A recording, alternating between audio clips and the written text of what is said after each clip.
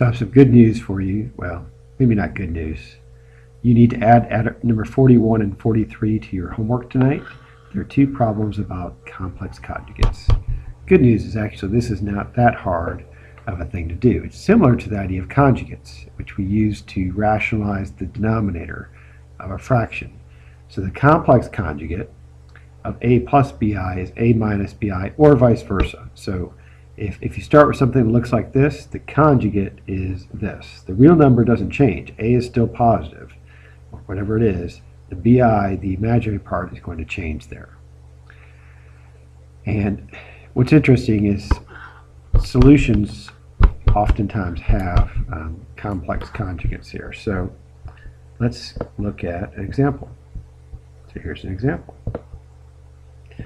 So we have 2 over 3 plus 2i. So if you look at that one,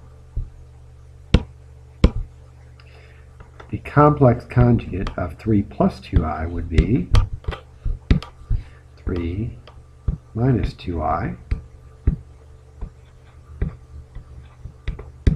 So if we multiply that top and bottom, what should happen is up top, well, that's going to distribute.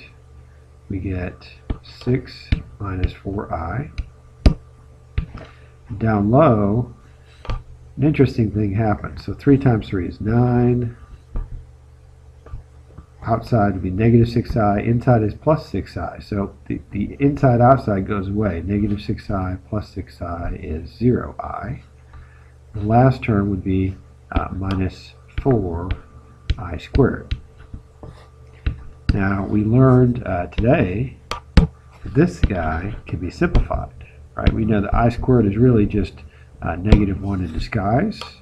So this can be simplified to 6 minus 4i up top over 9 plus 4, because I squared really is equal to negative 1 there. I squared is negative 1.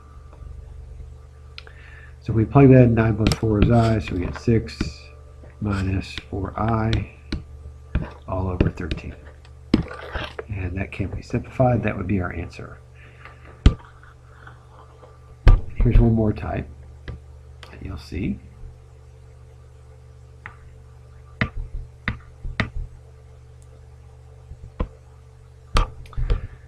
So here, it looks kind of strange. It's kind of like, well, what's the conjugate of this? Well, you don't really have to use conjugate in this case because there's only really an I down there.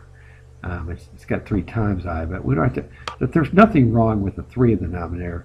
It's kind of like square roots in the denominator. We're not comfortable with those. We want to be able to sleep at night. So mathematicians don't like an imaginary number in the denominator. So if we just multiply by, because I don't really need the conjugate there, I'm going to multiply by I, top and bottom, and see what happens. So up top we get 4i. Down low we get 3i squared. Well, 3i squared is really negative 1.